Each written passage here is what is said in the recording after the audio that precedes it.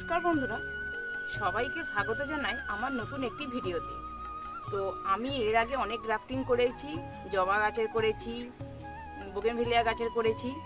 তো আজ তোমাদের সাথে জবা গাছের গ্রাফটিং ভিডিও শেয়ার করে নেব। তো দেখো, এই মাত্র এটা করেছি। তো আরও একটা ডাল কেটে নিয়েছি।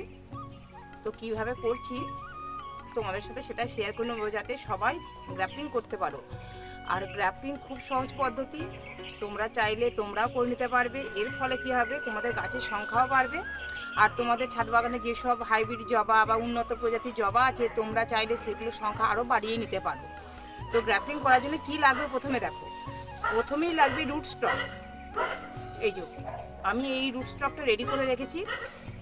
তো রুট স্টকটা কোথা থেকে পাবে, যে কোনো দেশি জবার ডাল থেকে তোমরা চারা তৈরি করে নেবে। যেগুলো চন্দন জবা, লাল জবা, সেই জবার ডাল এই বর্ষাকালে কাটিং করে সমস্ত টবের গোড়ায় পুঁতে রেখে দেবে। দেখবে ওখান থেকে চারা তৈরি হয়ে যাবে। তারপর ওখান থেকে রিপোর্ট করে নিয়ে অন্য জায়গায় বসে সেখান থেকে তোমরা গ্রাফটিং করতে পারো।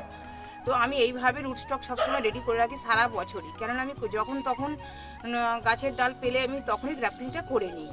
তো রুট স্টক আগে দরকার। আর কি দরকার, তো দেখো, এরকম নরম পলিথিন যেগুলো টানলে বাড়ে, সেগুলোকে এরকম সরু সরু করে কেটে নিতে হবে। এগুলো কেনার দরকার নেই, এগুলো বাড়িতেই পেয়ে যাবে। তো এইরকম সরু সরু পলিথিনগুলো সরু সরু করে কেটে নিতে হবে। আর লাগবে দেখো, ছুরি, কাঁচি বা ব্লেড, যে কোনো একটা হলেই হবে কাটার জন্য। আর লাগবে উল, সুতো বা দড়ি, যাই হোক কিছু বাঁধার জন্য। আর এটা ঢাকা দেওয়ার জন্য পলিথিন লাগে। আমি অনেক রকমের পলিথিন ঘরেই যেসব থাকে সেগুলোকেই ব্যবহার করি। এগুলো দেখো ধূপের প্যাকেট, এগুলো ফেলে না দিয়ে এগুলোকেই কাজে লাগাচ্ছি। তো এগুলো খুব সুন্দর সরু সরু আছে, এগুলো দিয়ে খুব সুন্দর তোমার ঢাকা দেওয়ার জন্য পলিথিনটা খুব ভালোই কাজে লাগবে। তো চলো কীভাবে গ্রাফটিংটা করি তোমাদের সাথে শেয়ার করি। অবশ্যই লাগবে তোমার সায়ন, মানে যে গাছের ফুল আমরা এই গাছটাতে ফোটাতে চাইছি, তো সেটা লাগবে। এটা খুব একটা হচ্ছে পুনে ভ্যারাইটির লাল জবা, খুব সুন্দর কালারটা। তো সেই গাছের ডাল আজকে আমি কাটিং করেছি। এইটা দিয়েই আমি এই সায়নটা দিয়েই আমি এই রুট স্টকে গ্রাফটিংটা করব। তো চলো তোমাদেরকে গ্রাফটিংটা দেখা। প্রথমে দেখো, এই যে সায়নটা প্রথমে ঠিকঠাক করে কেটে নিতে হবে। তো এর জন্য দেখো, আমি কাঁচি নিয়েছি, সায়নটাকে কেটে নেব।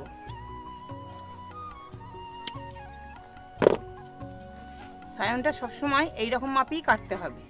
এর থেকে একটু ছোট হলেও চলবে, এর থেকে বড় যেন না হয়। তো দেখো, সায়নের সমস্ত পাতাগুলো আমি আলাদা করে নিচ্ছি।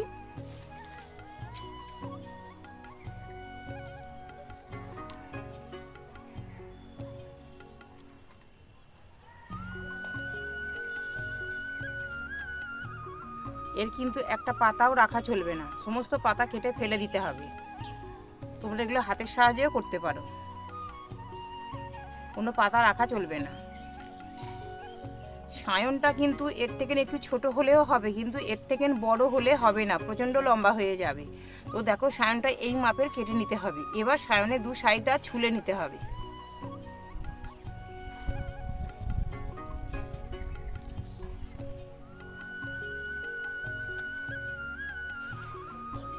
ব্লেডটা অবশ্যই ধারালো নিতে হবে। এটা আমি গ্রাফটিং করে করে আমার একটু ভোঁতা হয়ে গেছে, আমার কাছে এখন নতুন নেই, আমি এটা বলে দিচ্ছি, এটা ধারালো নিতে হবে। দেখো, এই মাপের কাটতে হবে,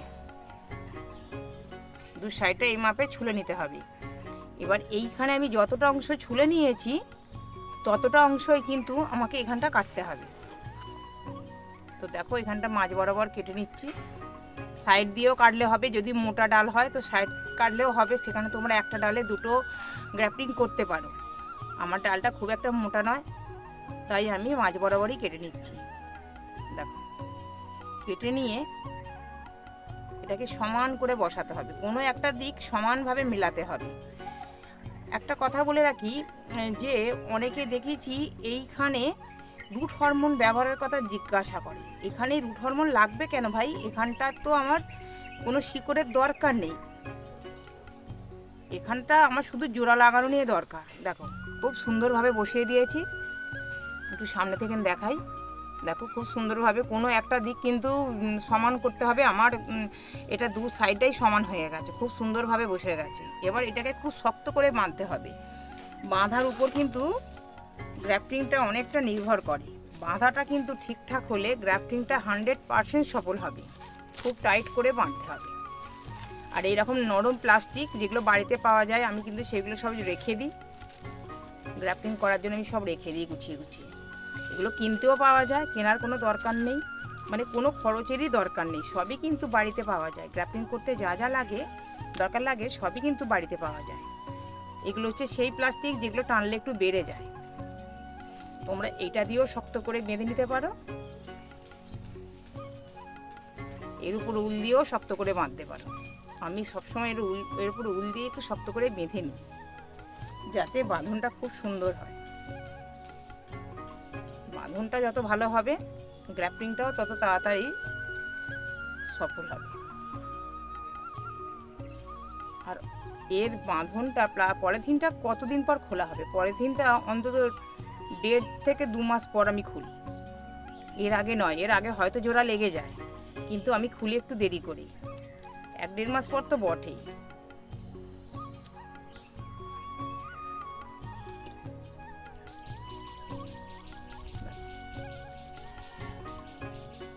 বাঁধা হয়ে গেছে। এবার এটাকে ঢেকে রাখতে হবে। ঢেকে রাখার কারণ হচ্ছে, নাহলে ডালটা শুকিয়ে যাবে। ঢাকবো কতটা? ঠিক এই বাঁধনের নিচ পর্যন্ত। বাঁধনটা যতটা, তার নিচ পর্যন্ত ঢাকবো, বাঁধনের উপর পর্যন্ত নয়, এতে কোনো রকম জল যাতে না পায়। তাহলে কিন্তু গোড়ার কাজটা পচে যাবার ভয় আছে। দেখো, এখানটা আমি পার করে দিয়েছি, দিয়ে বাস এইভাবে এখানটা বেঁধে দেবো। তোমরা তোমাদের হাতের কাছে যা আছে, উল হোক সুতো হোক, যাই কিছু দিয়ে তোমরা একটা বেঁধে দিলেই হবে। বেঁধে দিয়ে শুধু ছাওয়া জায়গায় রেখে দেবে। গোড়ার মাটি শুকালে তবে জল দেবে। বাস 15-20 দিন পরই দেখবে কিন্তু ওখান থেকে হালকা হালকা পাতা আসতে শুরু করেছে। পলিথিন কিন্তু তখন খুলবে না, পলিথিন আরও কিছুদিন রাখবে। তারপর পলিথিনের উপরে অংশটা হালকা করে ছিদ্র করে দেবে এখান থেকে।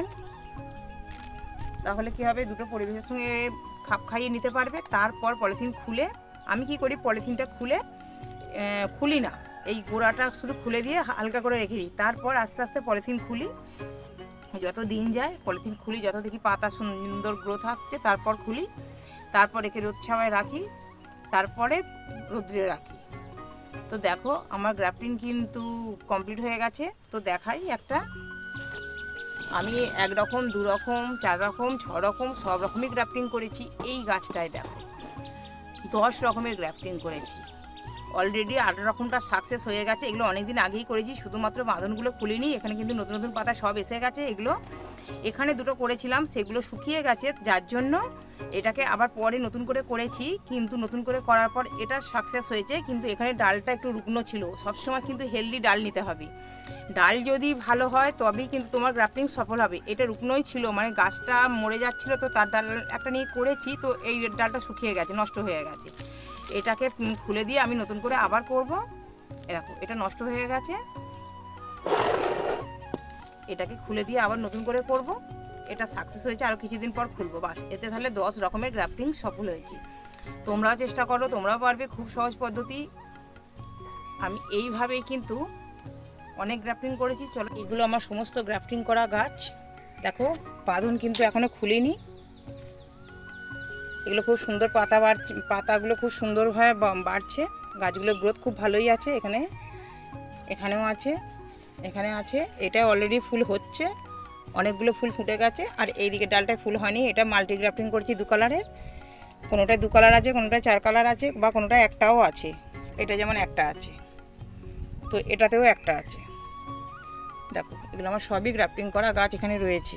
আর এই গ্রাফটিং করা গাছগুলো আমি একটু চোখের সামনেই রাখি, এগুলো লক্ষ্য রাখি।